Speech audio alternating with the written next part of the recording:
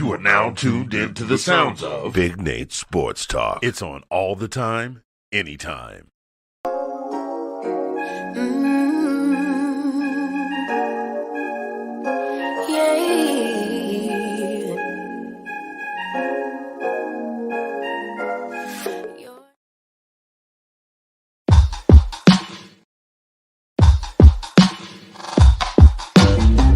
Love interrupted by tragedy,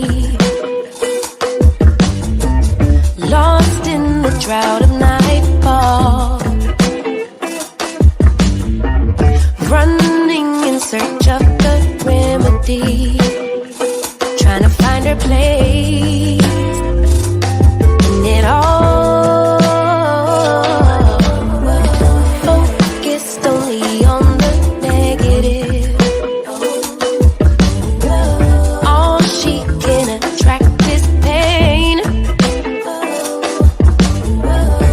Perception is what will manifest.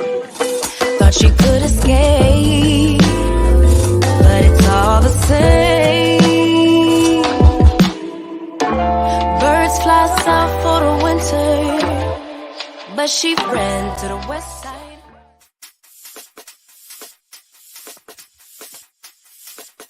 You are now tuned in to Big Nate Sports Talk, the show that's on all the time, anytime. Be sure to like, comment, and subscribe for all content. And now, ladies and gentlemen, your host, Nathan Snell. Bring your sports game with Big Nate Sports Talk.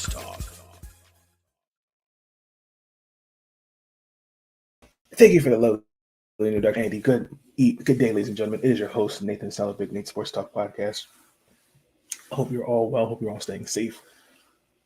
In this episode, we are recapping the NFL conference play this past Saturday, great football. This is episode 16, season 13 of the podcast. Before we get into that, there's a few things I would like to say up front. I will have a Maryland Terrapins video up later this evening. I know it's been a few weeks since you've last seen one. Definitely will get you a Maryland video. We're getting ready for the WNBA free agency. It starts today. Where signings are official. March Madness is upon us. Getting ready for that. We got about 7 games left actually of the season. So let's see what happens with that. I hope to have Brendan Potts on here at some point for March Madness talk, and also to free agency. What's also coming down the pipe is at some point we're getting ready for another NFL mock draft, another WNBA mock draft, because we'll be on 2.0 for the NFL draft, and then also to the off season. Once the Super Bowl is finished, that I go into my off-season talk for each team. How I'm going to do that is I want to break it down by conference. I'm going to start with the NFC South, for example, the NFC South, AFC North. We're going to break it down like that and what 4 teams need to do. I might just have it do it where I just do 2 conferences, 8 teams, and do it that way. But you'll see all that down the pipe. So as we're getting ready for that, we are recapping what happened this weekend. We're starting with the San Francisco 49ers as they painfully lost to the Philadelphia Eagles 31-7. What was that? What the hell was that? I'm sorry the H words and the D words aren't appropriate over the airwaves, but it's going to be today. I don't know how much more of this I can take. How in God's name?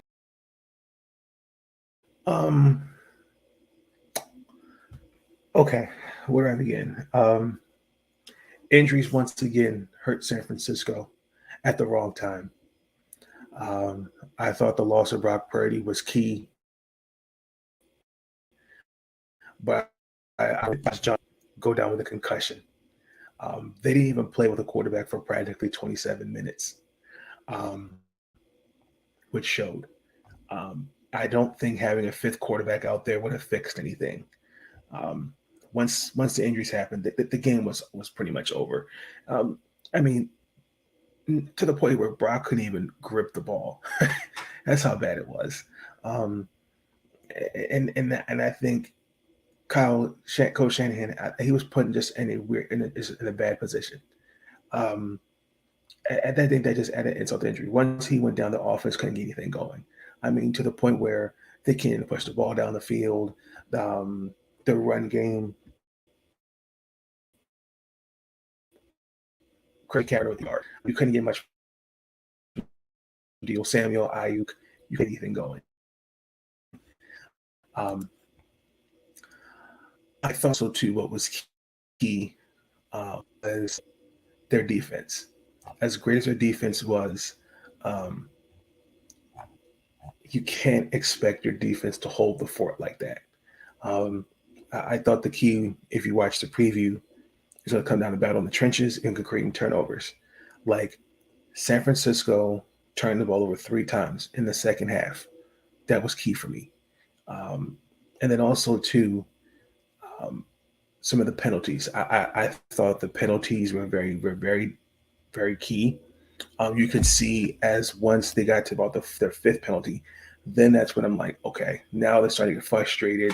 There's a lack of discipline, and there's a lot of mounting frustration because, this is where, and I've said this before, and I'm going to reiterate it again. This is what I'm talking about in terms of leadership. When I look at the 49ers, I mentioned this with the Baltimore Ravens. Leadership matters. When I say leader, I'm not talking about up top. I'm talking about vocal leader, putting people out. I'm talking about watching that sideline. I didn't see anybody coach each other up, motivate each other. I didn't see that. I just kind of just saw guys just defeated. And I don't want to come. That's important to bring up because you need that type of leadership in moments like that. And I knew the thing was truly over when Trent Williams, who's one of my favorite left tackles in football, threw that had that excessive throw where he ejected from the game. I was very disappointed in that. But it was self-inflicted. 3 first downs by a penalty to give up one of the first to allow one touchdown, Philadelphia. There was the Josh Johnson. He fumbled the snap. They were just undisciplined. Philadelphia had 6 first downs and then the one where in the third quarter where I think it was Mason who ran into the punt. This is some bad stuff. I don't know what I'm going to do. I don't know what I'm going to say. I don't know what I'm going to do. I don't know how much more of this I can take. I just don't know. This is ridiculous. Oh, Lord.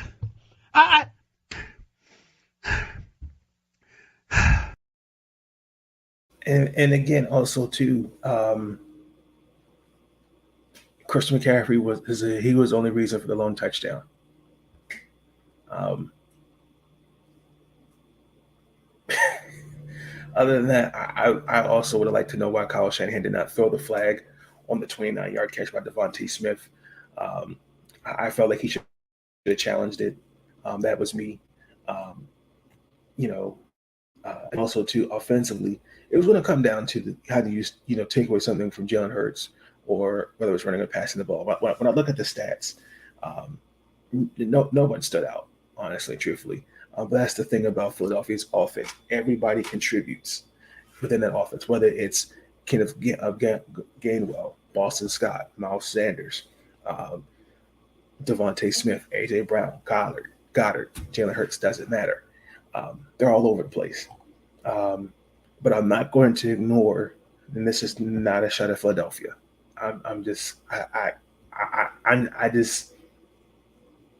I'm giving in my opinion, they had the most easiest schedule. I mean, you've had now essentially 3 bye weeks to get to the Super Bowl, not taking anything away from what Philadelphia has done this year. Because I believe Jalen Hurts is my MVP for this year. But let's keep it real. We knew the New York Giants were not going to win. Nobody expected Brock Purdy to lose. To get injured. I think in the different, it's going to be really interesting to see how they look against Patrick Mahomes and the Chiefs in the Super Bowl. But other than that, it's disappointing. I do believe the San Francisco 49ers will be back next year. I do, and we'll talk about this more in the off-season video, but I do think it was a bit disingenuous to hear. This is up until he announced his retirement today, as I'm recording this video, that they should sign Tom. They could sign Tom Brady in the offseason. I don't think that's fair to Trey Lance. I don't think that's fair to Brock Purdy. Biggest thing is Trey Lance getting healthy, and so is Brock Purdy, because those two fighting for the starting quarterback position next year is going to be interesting. They have made it very clear that they're moving on from Jimmy Garoppolo. They said it last year when they drafted Trey Lance. They did it this year, even though he with Trey Lance getting hurt. And it's going to be interesting to see what they do in the offseason. But I disagree with having this. You've got to have some type of rule, fifth quarterback. No, I'm sorry. If that's the case, then you should have. Then that should have it for any other 5. And I have down to my last corner. I should do the same thing for the position, not quarterback position. If you're going to do that for one position, you got to do it for all. So it's unfortunate. Injuries, it's part of, I hate to say it, it happened. It was a freak injury. And I'm disappointed. It was a good year for Brock Purdy. From just being the last pick in the draft, and to just see him just being his number being called and just stepping into that role, it just talks about just the person that he is and the player that he can be. And I see big things for him. I also see big things for Trey Lance. I still am a believer in Trey Lance. Biggest thing is just staying healthy. That's just me. We're going to take a quick 30-second break as we prepare to recap the Bengals versus Chiefs game. This was the most interesting game. So y'all hang tight. We will be right back after this 30 seconds.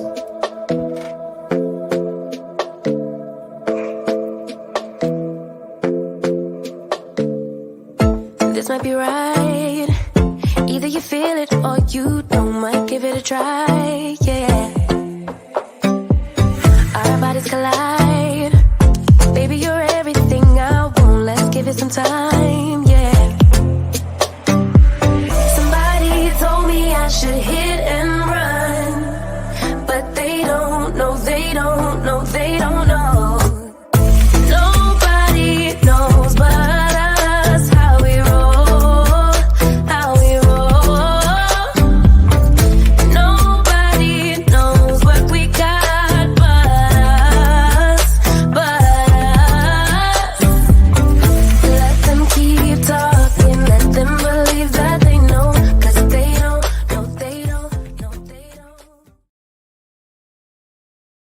And we're back. We're recapping the Chiefs versus the Bengals. This was my favorite game.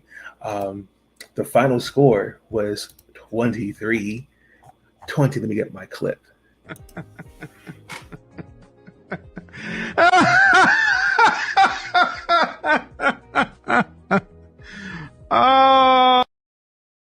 what I'm talking about. That's what I'm talking about. This shit means something to me, man. Oh, okay. A couple things. This is now to me, and this is a good game. It's what I expected. I felt as though it was going to come down to who could stay mistake free. If you paid attention in the preview, we talk about how Patrick Mahomes and Travis Kelce are your stars in the playoffs for the Chiefs. But we really need to give Chris Jones his flowers. You know, even though he has not had a sack up until that game, he didn't have a single sack in the playoffs. He had he had a pair of sacks in this game. In this game, whether it was he getting double teamed, there was pressure on Joe Burrow, and you also too have to look at it from this perspective. And I will say this, and my point is just continue to just being proven. I just think that as much as I'm a fan of Joe Burrow and Jamar Chase. I'm a fan of that. I still think drafting Penei Sewell should have been their main focus, because once again, last year he was sacked 51 times, and the injuries caught up. If you paid attention in the preview, I said, can that offensive line hold it together? You held it against Buffalo, but coming to this game, you didn't have Alex Cappa, Jonah Williams, and Lionel Collins. But from the moment of the game, the first 20 minutes, he was sacked 40 times. He was sacked 4 times, excuse me. And whether that was Frank Clark, Chris Jones, that offensive line is held together by tape and glue. I mean, he was hit 12 times, but when the game was over, he was sacked 5 times. I definitely think that played a role in him throwing 2 interceptions. We know what Patrick Mahomes is come playoff time. The boy is special. Okay, 326 yards, 2 touchdowns, no problem with that. Let me just say this for the record. I don't believe in this. Some people may know where I stand, but I don't believe in this GOAT talk or this tier 1, tier 2. I don't believe in that. I believe you're either top 5, top 3, top 5, top 10, whatever. Patrick Mahomes, Joe Burrow, Josh Allen, Jalen Hurts, Justin Herbert, Lamar Jackson, Trevor Lawrence, and so forth and so forth. That's my top 6.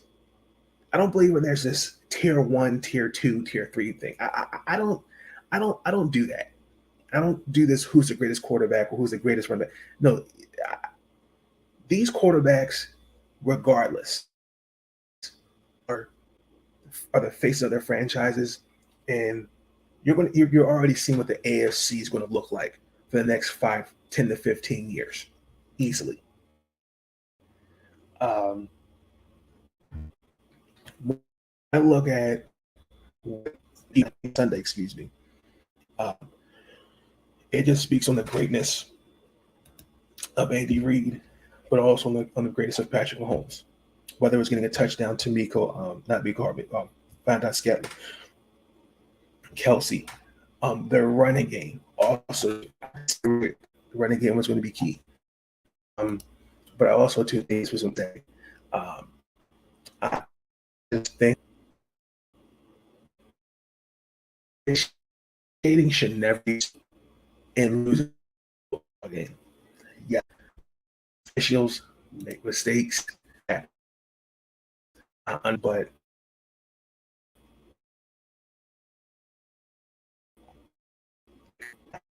just hear me out.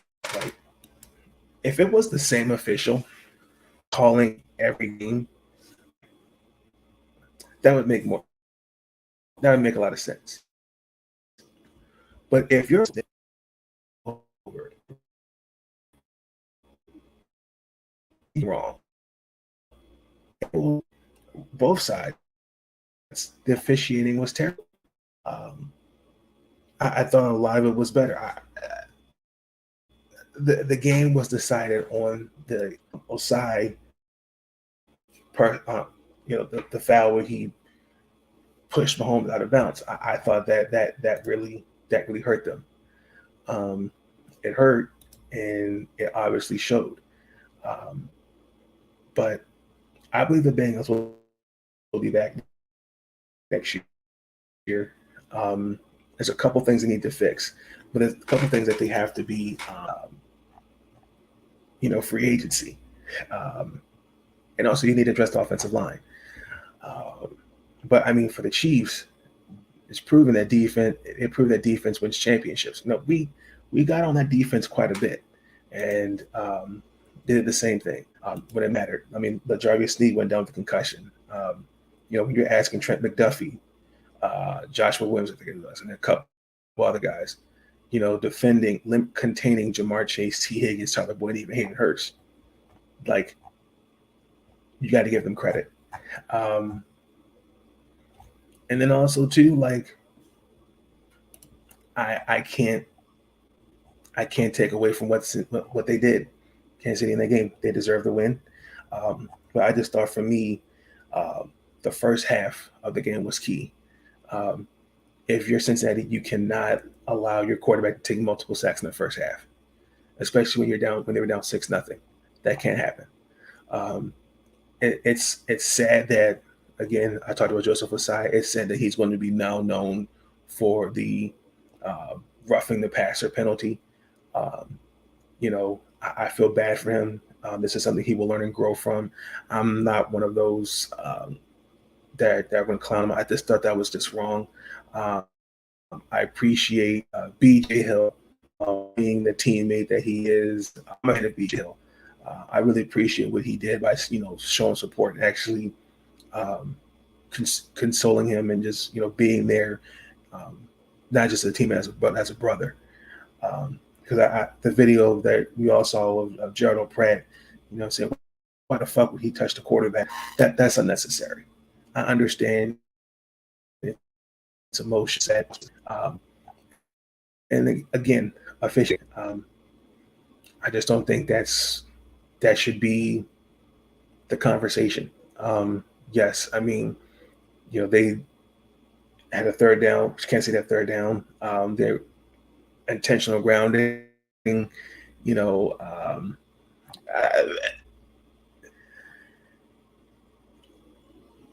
I'm going to say that was intentional grounding, but that's not the first time. That's not the first time, and that's not the last time we will see that. If that's the case, then you have to look at the Devontae Smith catch. To get every freaking call right in the playoffs, and understand the refs have to be better. I'm not going to disagree with that, but at the end of the day, I just don't think penalties should be the excuse. You lost the game. I just don't think that. I get it. You're frustrated if you're Zach Taylor, but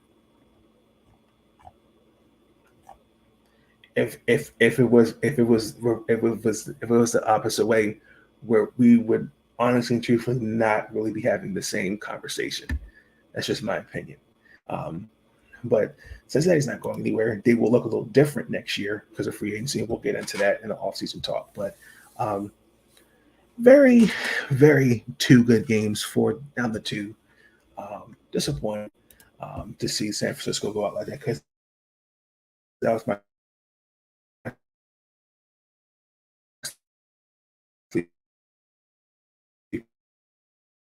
team to face Kansas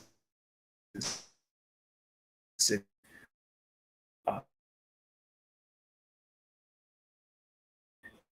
And be ready to play.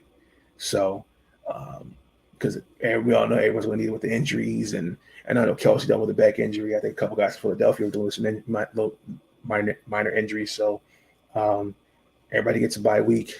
Everyone gets ready for the Super Bowl. I know I will be. We will have a preview of that probably sometime this weekend. That's when we'll have a preview for the Super Bowl. But let's get into our last topic of the show.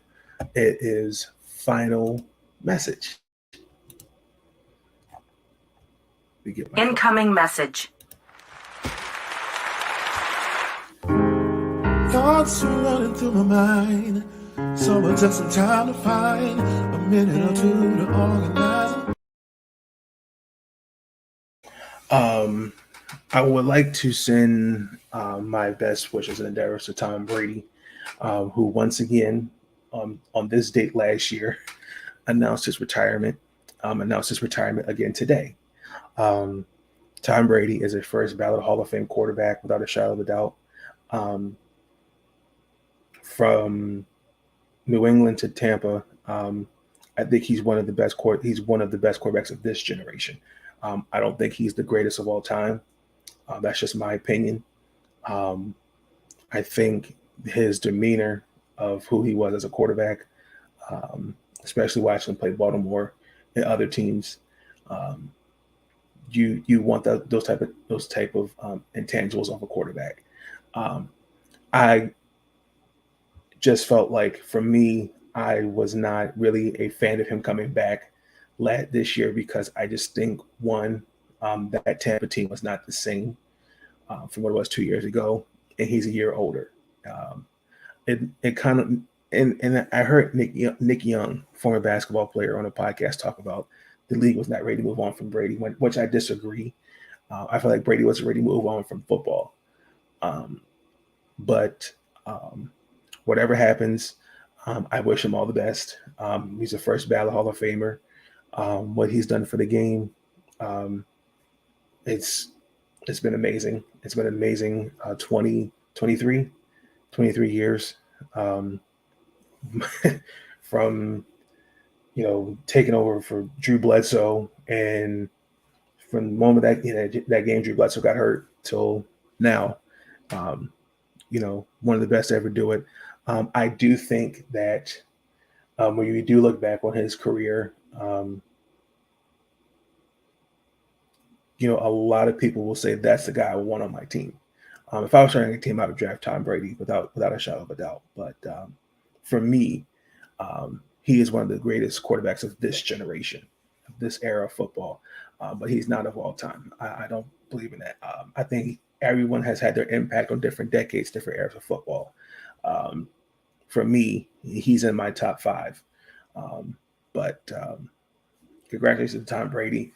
Without a shadow of a doubt, I'll see you in Canton in a few years. Wish you all the best in endeavors in your retirement. So, with that being said, this is when I thank you for tuning in to Big Nate Sports Talk podcast. I do appreciate you for tuning in. Be on the lookout for the Maryland video that'll be out later today. Also, to be on the lookout for some other videos, NFL offseason talk. We're going to do it by conference. Super Bowl preview will be out as well. We still are, my team and I are still having a conversation of when do we officially go live. We're probably going to wait till after the Super Bowl, more than likely. That's our target date. But until then, I will catch you on the flip side. Please like, comment, and subscribe. I will catch you guys on the flip side. Y'all have a good night. Peace. Stay out. I know that loving me wasn't always easy. And you felt like walking away when you couldn't see me. Felt like all your hope was gone. But I'm right here on bended knee. Please be my wife and stay with me. Please take my hand through stormy weather. We will stay, yeah. Let me be the one when you need me, I'll be there. Just to let you know that I really, really, really, really, really, really do care. Yeah. Baby, I promise. Baby, I promise. I'll be right here for you. No matter the problem. No matter the problem, baby. I'll be here by your side. 'Cause the love we share.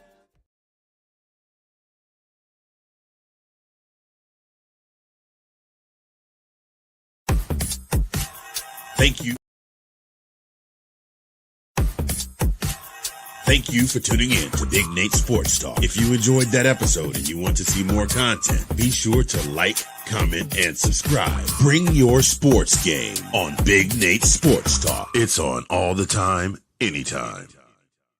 Thank you. And you helped me retain my sanity. Thank you. I want to thank you. And I want to thank you. All I want to do is say thank you for everything.